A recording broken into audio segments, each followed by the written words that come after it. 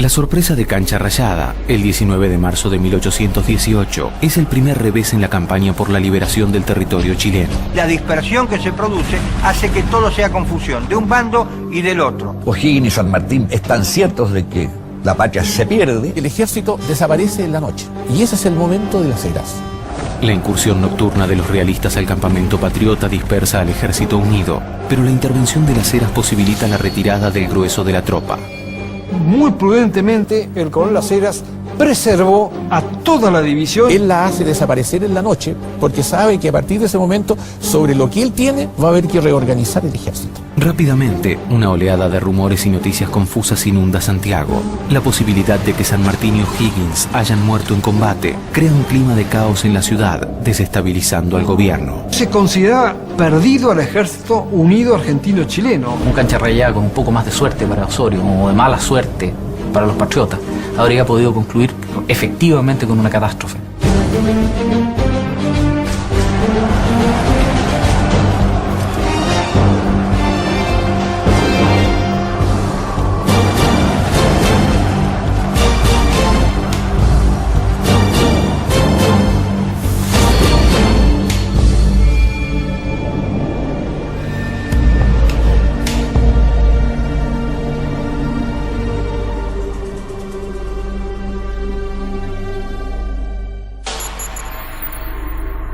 Luego de Cancha Rayada, ante la ausencia de San Martín y O'Higgins, en Santiago reina la incertidumbre.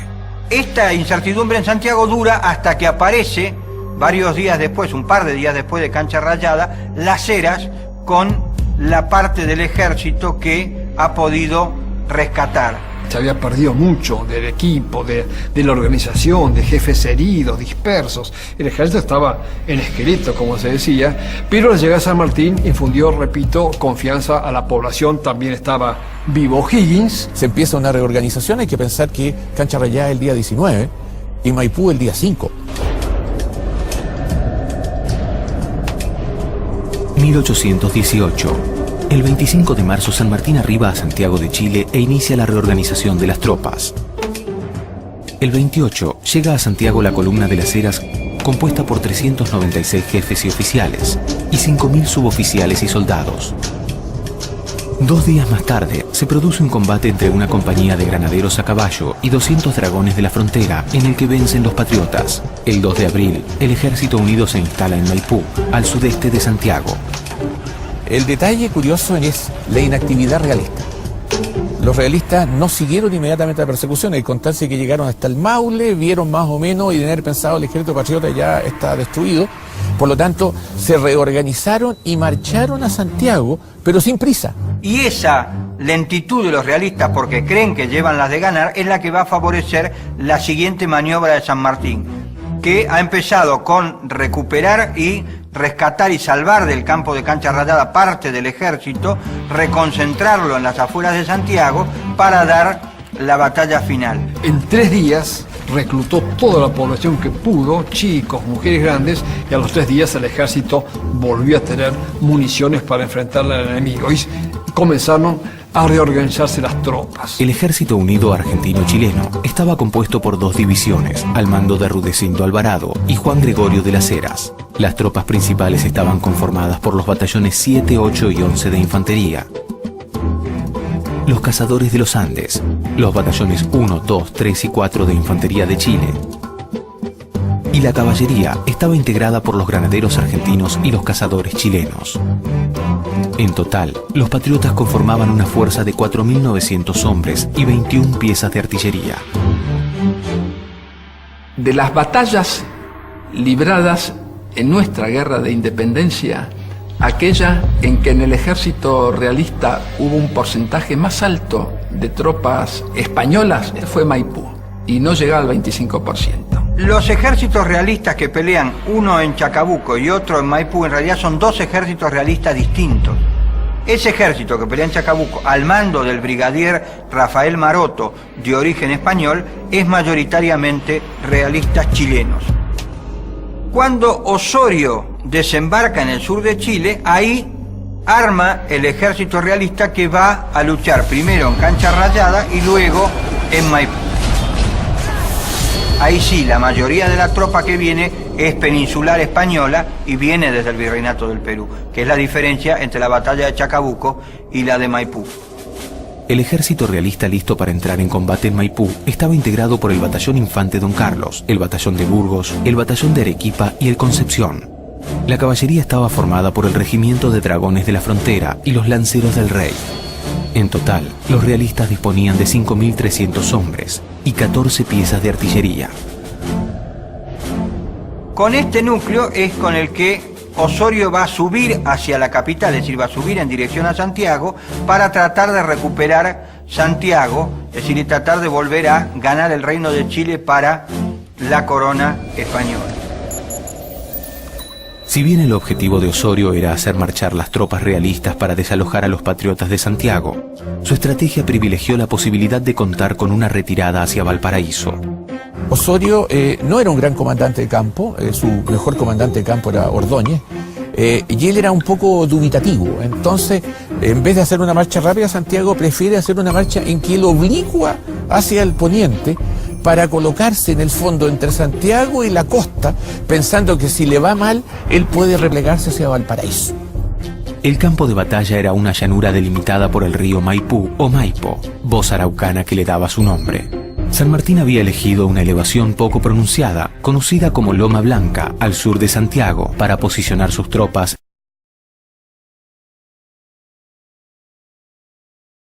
en la tienda de Lo Espejo, y avanzaron luego hacia la ciudad, apostando la artillería y la tropa al mando del general Primo de Rivera sobre una elevación cercana. Esta estrategia equivalía a adoptar una posición defensiva. Se instala en las casas de Lo Espejo, ahí el ejército realista comete varios errores. El primer error es que para poder entregarle un mando a Primo de Rivera, que era el jefe de Estado Mayor y no necesitaba estar al mando de una unidad, le saca las compañías de élite de cada batallón. Y con la suma de esas 4 compañías genera 2 batallones adicionales en el extremo izquierdo. Va a dar una batalla en que él está atacando, pero con mentalidad defensiva. En el amanecer del 5 de abril, San Martín avistó al enemigo desde la loma.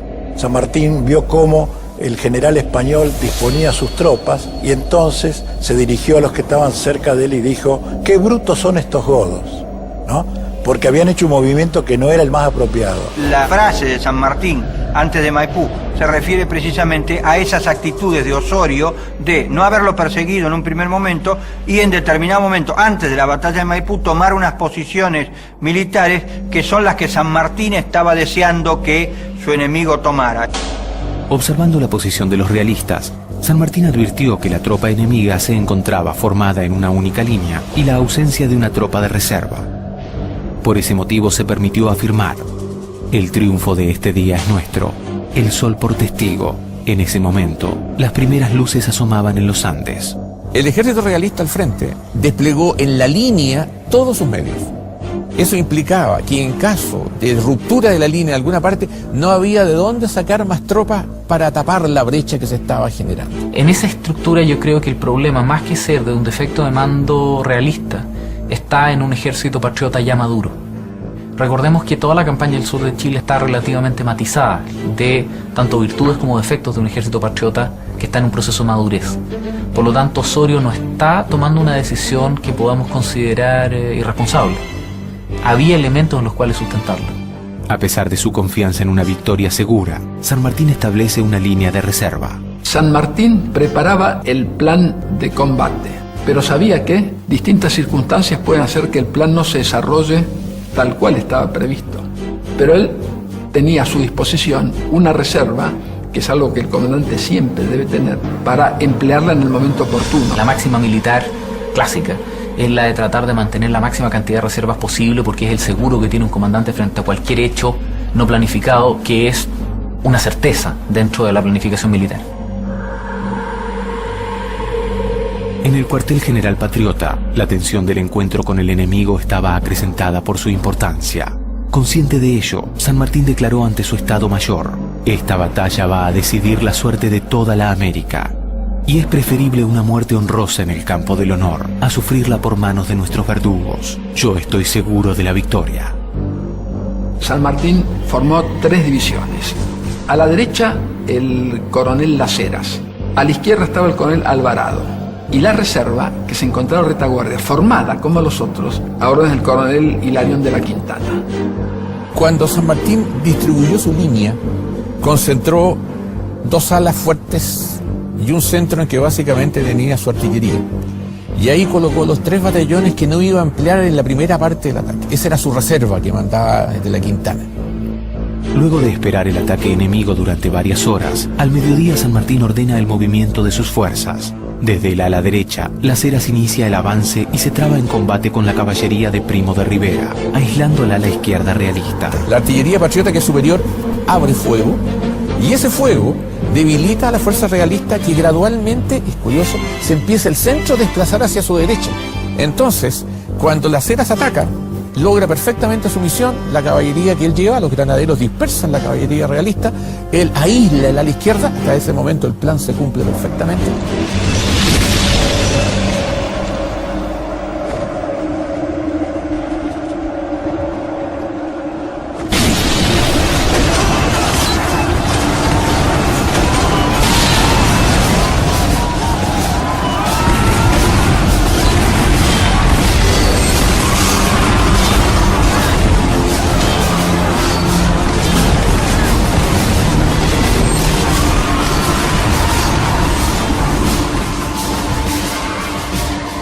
El problema viene cuando Alvarado trepa a la meseta en el ala izquierda, porque él ahora no se va a encontrar con el ala derecha realista, se va a encontrar prácticamente con el grueso realista, porque el centro se ha desplazado a la derecha. Poco después, en el flanco opuesto, las tropas de Alvarado son rechazadas por los batallones al mando de Ordóñez. A pesar de la dispersión de los patriotas, los realistas, sin embargo, no logran adelantar su posición, pues la artillería descarga sus cañones desde la loma. En un momento determinado, Ordóñez lanza un contraataque que detiene el ataque de la izquierda patriota. El ejército realista, entre la 1 y la 1:30 de la tarde, tuvo la victoria en las manos, y esa fue la habilidad de Ordóñez del contraataque. San Martín, adelantando su cuartel general hasta la avanzada ocupada por Las Heras, observa el rechazo de su ala izquierda y ordena a la reserva al mando de Hilarión de la Quintana que marche a proteger el flanco. Llegado el momento, Quintana se desplaza oblicuamente y se coloca al costado de la división izquierda y carga a los realistas y los pone en retirada. De la Quintana realiza una marcha oblicua sobre el flanco izquierdo. De esta manera se inicia un ataque oblicuo que resultará decisivo para el triunfo patriota. El ataque oblicuo consiste en que yo, con parte de mis medios, soy más fuerte que el adversario en el lugar de la decisión. Es decir, por ejemplo, si yo tengo 4 batallones en el ala derecha y el adversario tiene 2, normalmente lo que voy a hacer es que yo voy a derrotar esos 2 y luego voy a arrollarlo de extremo a extremo, ¿entiendes tú?, con la parte en que tengo la fuerza superior. Esta estrategia, sin embargo, no formaba parte del plan inicial, sino que fue el resultado de las contingencias propias del combate. Por lo tanto, el que el ejército patriota tenga reserva es lo que salva la situación cuando colapsa la división Alvarado, digamos, porque automáticamente hay reemplazo. En cambio, cuando las fuerzas realistas les aíslan en la izquierda en que está Primo de Rivera, y esa fuerza prácticamente ya no interviene en el resto de la batalla, no hay de dónde sacar más soldados para reforzar ese frente, porque el resto ya está aislado.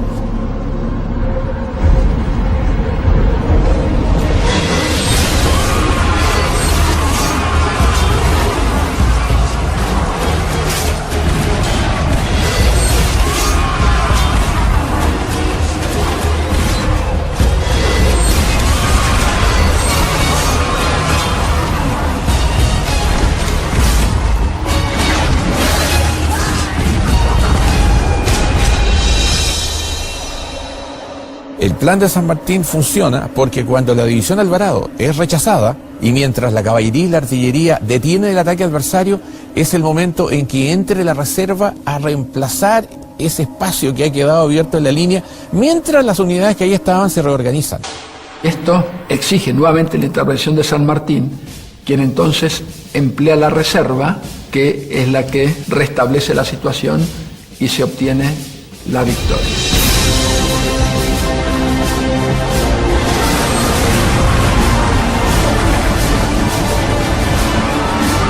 Tras una sangrienta lucha que enfrenta a la infantería desde la Quintana y los batallones de Burgos, Infante Don Carlos y Concepción, apoyados por sus respectivas artillerías, la resistencia de los realistas comienza a ceder. Mientras Osorio se da a la fuga, el brigadier Ordóñez ordena la retirada de sus tropas a la hacienda de Lo Espejo.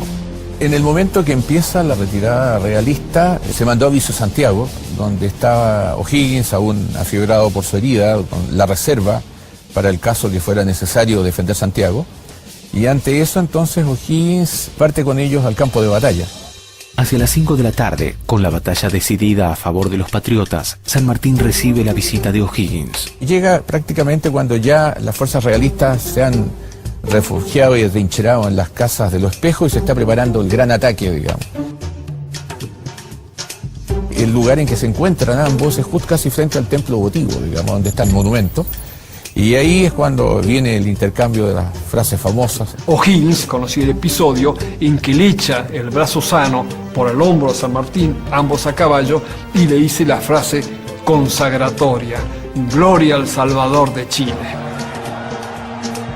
Puede, indudablemente, que uno o ambos estuvieran planteando frases para el bronce en la conciencia de que estaban remachando una victoria que sabían era histórica, una victoria total, una victoria bien hecha.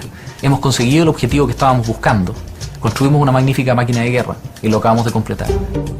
Los restos del ejército realista, liderados por Ordóñez, se atrincheran en Lo Espejo, ofreciendo una resistencia a sangre y fuego. En ese mismo momento, las fuerzas patriotas, entre 4 y 5, empiezan el ataque final a las casas de Lo Espejo. Los patriotas se acercan a la posición realista y Las Heras estaba con sus tropas y no ataca, porque él sabía que los realistas conservaban 2 cañones. Entonces espera que lleguen sus cañones para que disparen sobre los cañones enemigos. En ese momento aparece el general Balcarce, que era el jefe de Estado Mayor de San Martín, y que no sabía que los realistas tenían los cañones. Él ordena a un batallón de negros que ataquen. La primera incursión a cargo de los cazadores de Coquimbo deja un saldo de 250 muertos. Los patriotas instalan 17 piezas de artillería y consiguen de ese modo hacer retroceder a la formación realista, que se dispersa, dando lugar a la persecución final. El combate fue muy sangriento, las tropas realistas se habían atrincherado muy bien. El ataque tenía que ser forzosamente por un gran callejón con tapias a ambos lados, lo que encajonaba, digamos, a la infantería patriota y mejoraba el fuego de las tropas realistas.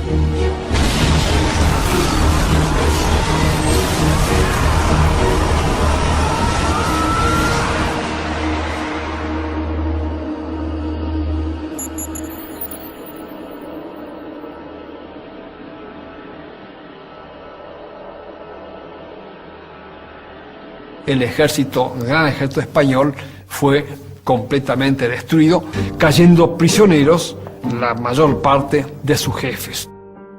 La batalla en general tuvo muchísimas bajas, el ejército realista prácticamente se desapareció, hubo unidades que prácticamente fueron extinguidas en forma completa, el ejército patriota tuvo una cantidad de bajas bastante importante, más de 1000, digamos. El recuento de bajas en el ejército unido arrojó un saldo de 800 muertos y 1 millar de heridos. Los realistas, por su parte, contabilizaron 1.500 muertos y 2.460 prisioneros. También perdieron la artillería y alrededor de 4.000 fusiles y 1.200 carabinas. En torno a la mortandad en las batallas, ¿no? Una batalla grande como la batalla de Maipú, hay que tener en cuenta también que se vinculaba con los elementos de sanidad. San Martín contaba con algunos médicos que participaban en la batalla, pero que no eran suficientes. No usaban guantes, por supuesto, ni ningún otro elemento, porque para la época todavía no se conocía científicamente el valor de la asepsia, ¿no es cierto?, del cuidado para que las heridas no se infectasen. Se podría decir que muchos que no figuran a lo mejor en el parte de batalla como muertos, sin duda morían como consecuencia de las heridas.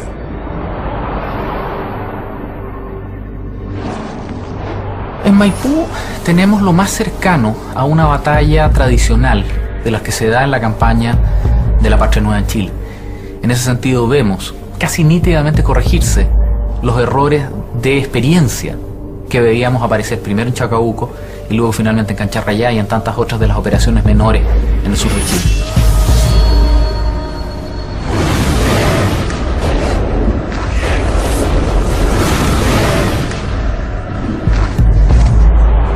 Vemos ya mandos con confianza en sí y particularmente una confianza en que estos soldados ya no son bisoños, sino que ya son veteranos de un año de operaciones, en los cuales no solamente se puede confiar, sino que además se los puede poner frente a frente a un ejército profesional, enfrentarlo en batalla y derrotarlo frente a frente.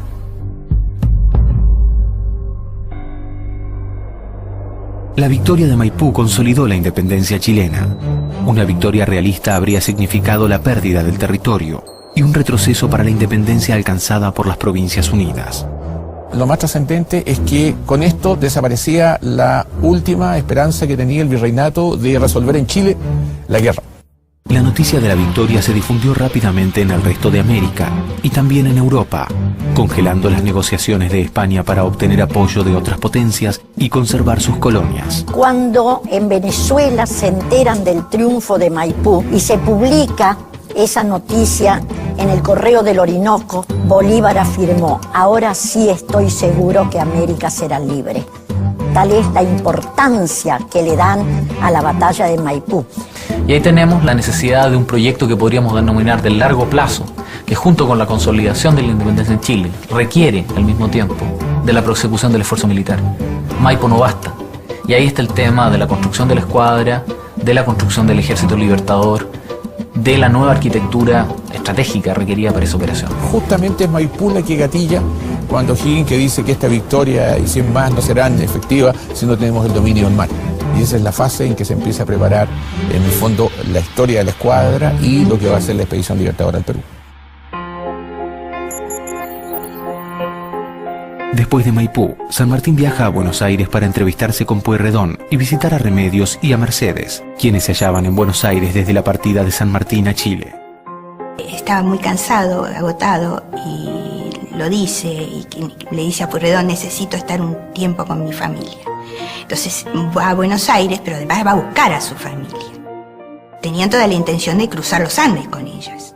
A pesar de que ella quería y le decía, él no comprende que mi deber es estar a su lado, San Martín no podía cruzar los Andes con su mujer enferma, la niñita y él mismo enfermo.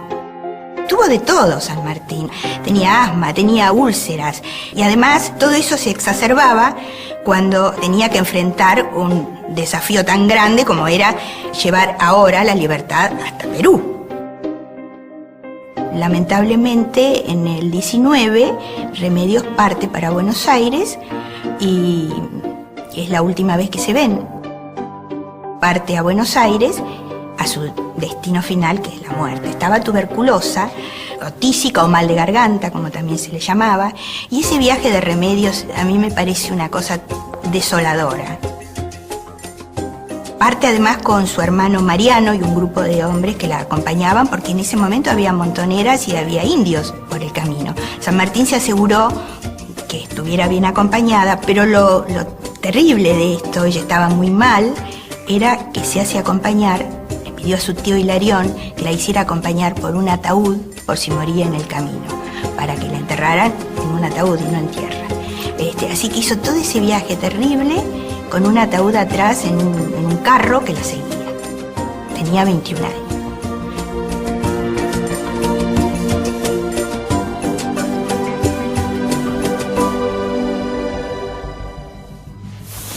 ...1819... El 13 de febrero San Martín regresa a Santiago desde Buenos Aires, donde además de recibir un homenaje por la victoria de Maipú, consigue ayuda para la próxima fase de su plan. El 9 de junio, Pueyrredón renuncia al cargo de director supremo y es reemplazado por José Rondó. Se endurece el conflicto entre el gobierno central y las provincias. El país estaba dividido en una guerra intestina feroz, ¿no es cierto? Había guerras en el litoral, había amenazas de invasión portuguesa, es decir que era una situación política muy difícil. Se va a producir este problema para San Martín, que es el que el gobierno cambie en Buenos Aires y que Pueyrredón, que era el gran sostenedor del proyecto sanmartiniano, deje el mando y que le pidan además regresar a Buenos Aires. El directorio pensó en que los dos ejércitos que estaban luchando por la independencia, el de Belgrano en el norte y el de San Martín en Chile, bajasen, como se decía entonces, a Buenos Aires para equilibrar el fiel de esa balanza que ya estaba muy pero muy inclinado del lado de los caudillos. El nuevo gobierno establecido en el Río de la Plata decide dejar de apoyar el plan sanmartiniano concentrándose en su conflicto interno y ordena al general que regrese a Buenos Aires. Se le da la orden al ejército de los Andes que regrese Una parte del ejército de los Andes regresa, hay incluso una parte importante, y se cuenta que los mandos se lo dijeron a San Martín, que muchos reclutas de sus batallones argentinos ya eran chilenos en ese momento. El concepto patriota los tomaba a todos, así no eran chilenos, argentinos o peruanos, eran patriotas versus realistas, digamos. Entonces, y esa gente obviamente no iba a ir a Argentina a un conflicto que no les interesaba y en el cual ellos no se sentían parte del mismo, digamos. Se le pidió al ejército de San Martín, a San Martín, que viniera. Estaba en Chile, estaba en Chile para ir a Perú. El 1 de febrero de 1820, en la batalla de Cepeda, Rondó es derrotado por las fuerzas federales, provocando la caída del poder central. En marzo, San Martín le escribe a Las Heras: el Congreso y Director Supremo de las Provincias Unidas no existen. De estas autoridades emanaba la mía, y creo mi deber manifestarlo al cuerpo de oficiales del Ejército de los Andes, para que ellos nombren un general en jefe y salvar de esta forma los riesgos que amenazan a la libertad de América. San Martín no estaba de acuerdo, ni que hubiese una guerra fratricida entre hermanos, ni tampoco que él pudiera participar. Él siempre dijo que él no iba a desenvainar su sable para derramar sangre de hermanos. Y eso a Buenos Aires no le gustó. San Martín se encuentra ante una coyuntura realmente tremenda, que es obedecer militarmente y echar por el suelo la causa de la emancipación continental, o desobedecer y seguir adelante en la campaña. San Martín, a pesar del requerimiento de Buenos Aires, resuelve consultar a la tropa y acatar su decisión. San Martín se va a encontrar que él solamente de su antiguo ejército de los Andes cuenta con 450 hombres, que son los que deciden quedarse. El 2 de abril de 1820, los oficiales del Ejército de los Andes resuelven por unanimidad la continuidad de San Martín al frente del ejército, firmando el Acta de Rancagua. Se pasa a revista los restos del antiguo ejército de los Andes y los oficiales firman un documento en que dicen que el proyecto original de San Martín era la independencia de Argentina, de Chile y del Perú. No se ha cumplido la misión, por lo tanto el ejército sigue vigente y por eso no vuelven.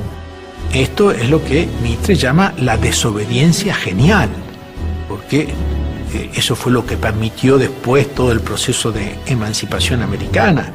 Pero hay que imaginar las cosas que se decían de San Martín acá en el momento en que supuestamente el lugar más importante era este. No le quedó más remedio a San Martín que apoyarse en su amigo Higgins y en el gobierno de Chile para levantarse el Acta de Rancagua y decirle a su gobierno: no vuelvo a la Argentina, me quedo aquí en Chile. ¿Y cómo se queda? Como general en jefe del ejército chileno. Chacabuco, Maipú, Chile independiente, con O'Higgins, director supremo. La primera parte del plan de San Martín ya está cumplida. Luego de numerosas dificultades, el gobierno chileno logra organizar una escuadra para iniciar acciones sobre el Pacífico, mientras se prepara la nueva expedición libertadora. En agosto de 1820, el Ejército Unido estaba listo para emprender la culminación del ambicioso plan de San Martín: atacar el corazón del poder realista en Perú.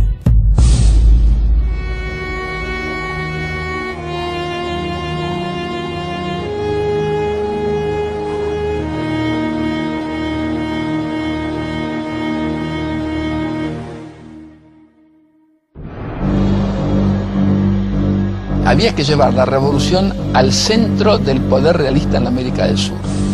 El objetivo tenía que ser Lima y la forma era desde Chile en una operación anfibia. La parte donde entra lo marítimo en la concepción de San Martín. ¿Bajo qué bandera, señor, va a ir esta expedición al Perú? Y él dijo: pero naturalmente que bajo la bandera chilena. No hay ejército de los Andes, pero hay ejército libertador. Era la culminación del esfuerzo de San Martín.